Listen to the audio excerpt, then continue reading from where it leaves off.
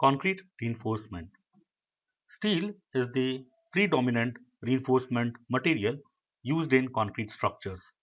It should be well embedded in concrete to impart tensile strength. In this section, we will discuss about reinforcement in concrete.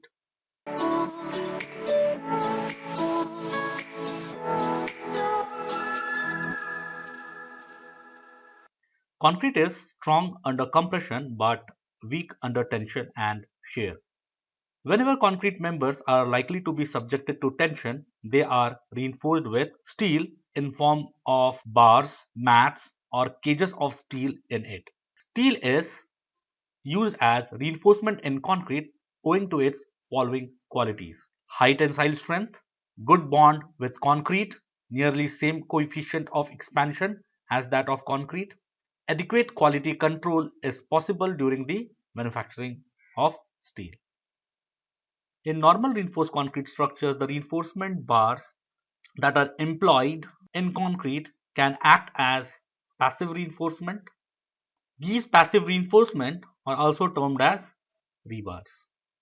In pre-stressed concrete structure, the reinforcement, that is steel wires, are stressed prior to subjecting the structures to loading, which may be viewed as active reinforcement. So in pre-stressed concrete structure, we have active reinforcement, whereas in normal concrete structures, we have passive reinforcement.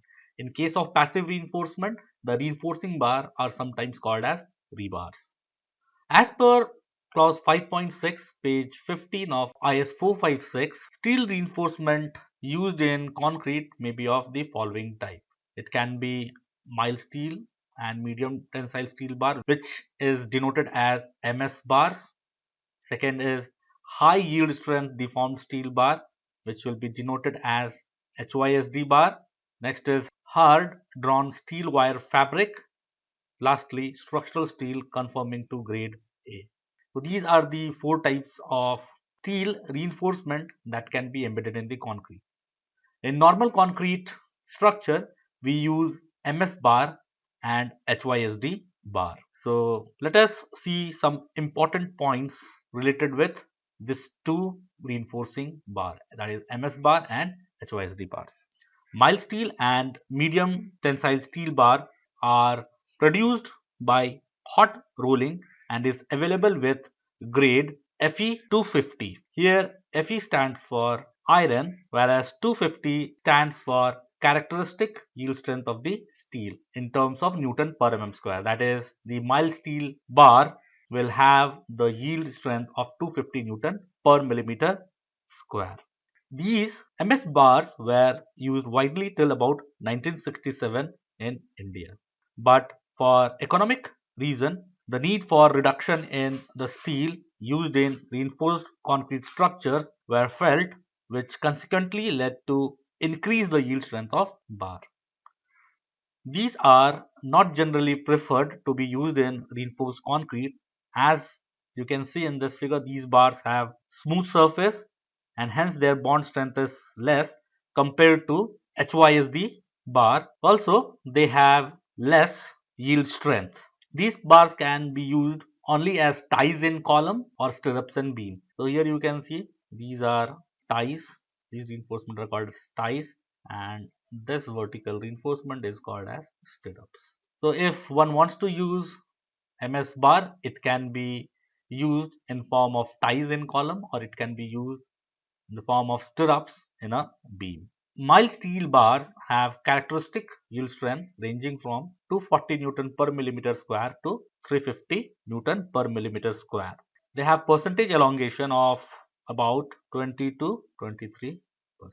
This percentage elongation indicates the ductility of the reinforcing bar.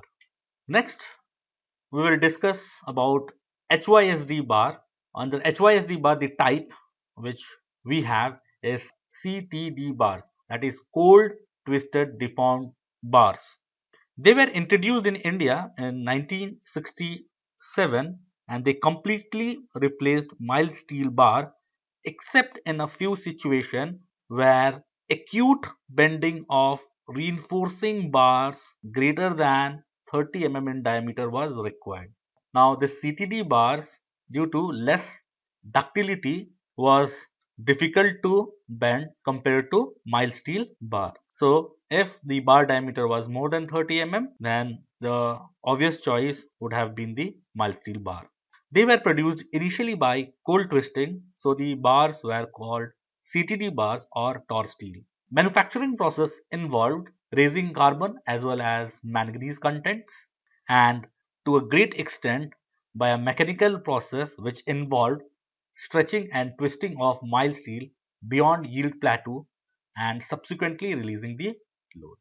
When we discuss the stress strain curve of CTD bar, we'll explore what do you mean by this mechanical process. CTD bar or Tor steel proved to be much economical than conventional mild steel, as the weight of steel reinforcement could be reduced to a great extent for same design load due to almost 65% higher strength compared to mild steel bars. Cold twisting introduces stresses in steel and have inherent problem of inferior ductility, weldability, and increased rate of corrosion due to the presence of residual stress and higher carbon content. The next type of HYSD bar is thermomechanically treated bars. TMT bars. Thermomechanically treated rebars were introduced in India during 1980 to 1985. TMT bars are manufactured by thermomechanical treatment process, and by this process higher strength rebars up to 500, 550 or even up to 600 MPa can be produced. Steel rebars produced through this process can meet the requirement of high yield strength at the same time with superior ductility, weldability, bendability, and comparatively better corrosion resistant property. Currently, TMT rebars are widely used. By microalloying with elements such as copper, phosphorus, and chromium, thermomechanically treated corrosion resistant steel bars are produced, which have better corrosion resistance than ordinary TMT bars. Let us now see the stress strain curve of reinforcing bar. Here you can see typical stress strain curve of MS bar, that is mild steel bars. In your mechanics of solid or strength of material class, you must have studied about this curve in detail. Important feature in this curve are OA. This OA is your elastic region, where you can see the stress is proportional to strain. Point A is upper yield point, point B is your lower yield point, BC corresponds to yield plateau, point D corresponds to the ultimate strength of the steel, and the region CD is strain hardening region. Finally, point E is the fracture point. So this is the typical stress strain curve of mild steel bar. Now the CTD bars were manufactured from MS bar itself. And you remember what I said, manufacturing of CTD bar involved mechanical process in which stretching and twisting of mild steel beyond yield plateau was done, and it was subsequently released so that to get higher yield strength. So here you can see BC is the yield plateau. Now what we'll do beyond this yield plateau, we are going to stretch the mild steel bar. Let us say I stretch the mild steel bar up to this point and then unload it. Once unloading is done, the unloading path will take place like this. So you can see there is some permanent strain induced because of cold twisting. Now next, if we load the same rebar, it is going to follow this path, and finally you can see this is going to be the stress strain curve for the CTD bar. Now same thing can be seen from here, typical stress strain curve of CTD bar. Here you can see it is not having well defined yield point, and you can compare this graph with this one. Now it can be observed that for CTD bar, the ductility is going to reduce.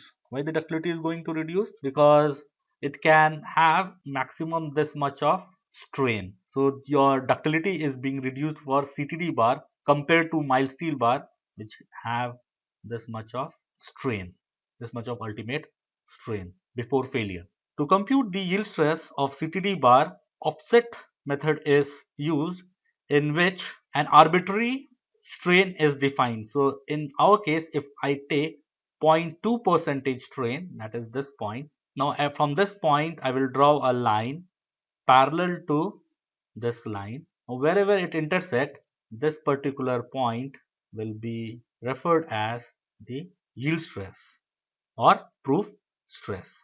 I recommend you to refer figure number 23, page number 70 of IS 456 to see the representative stress strain curves for reinforcement. Neither IS 456 nor SP 16 provides the stress strain curve of TMT rebars. BIS should modify the relevant codes with design stress strain curve and design values of yield strength of TMT bars. Grades of reinforcing bars. Grade of steel is represented by the yield strength of reinforcing bar. High strength deformed bars or HYSD bar grades designation is as per IS 1786-2008 is given as FE415, FE415D, FE500 and so on. The number which is indicated in the reinforcement grade is the yield strength of bar corresponding to 0.2% proof stress. For example, if I consider Fe500, the yield strength of the reinforcing bar will be 500 Newton per millimeter square. It can be observed that three grades with suffix D like Fe415D, Fe500D and Fe550D is present in this table. This D denotes that they are ductile, as can be observed from the elongation percent compared to other grades of steel. The D category bars have better earthquake and dynamic load resistant properties.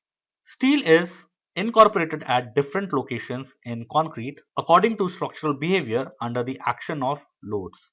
Reinforcement can fall into two categories. It can be main or effective reinforcement.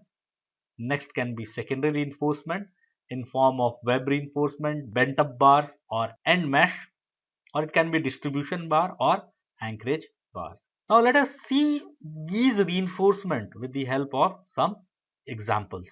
Here we have a cantilever beam. What you can observe from here. Here you have longitudinal reinforcement in the top as well as at the bottom, and you can see this stirrups. Now, which is the main reinforcement? Now, the main reinforcement for a cantilever beam will always be placed at the top. Can you tell why? The reason is when a cantilever bends, the tension will occur at the top. So, if you have a cantilever beam subjected to some load, so when it bends, you can clearly see that the top fiber is in tension. So, you are going to incorporate your main reinforcement at the top so that it can take the tensile stress. Now you place the reinforcement at the bottom also. It supplements the compressive strength of concrete and hold the stirrups also. Now this stirrups is your secondary reinforcement in this cantilever beam. Now let us come to the continuous beam. Now in case of continuous beam, can you observe the reinforcement detail at midspan and at support? At midspan, what you can see, you have more number of reinforcing bar at the bottom, whereas you have less number of reinforcing bar at the top. When I come at support, you can see you have less number of bars at bottom and more number of bars at the support. Generally in continuous beam, you get negative movement at support, whereas positive movement at midspan. Positive movement means you are going to have tension at the bottom fiber in the beam, whereas for negative movement, it means you're going to have tension at the top fiber. So as can be seen here that since you have positive movement at the midspan, that is tension at the bottom fiber, you are incorporating main reinforcement in the bottom in the midspan. Whereas at support, since you have negative moment at support. It means the tension is at the top fiber, so you are incorporating the main reinforcement at the top fiber. These bars are extended, as you can see, are going to serve as a mean to support this secondary reinforcement in form of stirrups. Now the role of this stirrup is to resist the shear force in the beam. This is a one-way slab. Here, this is your main reinforcement, and the bars which is running in this direction is your secondary reinforcement. When we discuss about design of one-way slab, I will tell you the reason why main reinforcement bar is placed along shorter span, whereas the secondary reinforcement is being placed in the longer span. In case of two-way slab, the main reinforcement is in the both direction. You can see the bars are going in this direction, the bars are moving in this direction also. So these both bars are your main reinforcement. Whereas the bars, this bar is your secondary reinforcement, this bar is your secondary reinforcement. So you should not worry much how you are going to identify main reinforcement and secondary reinforcement in slab.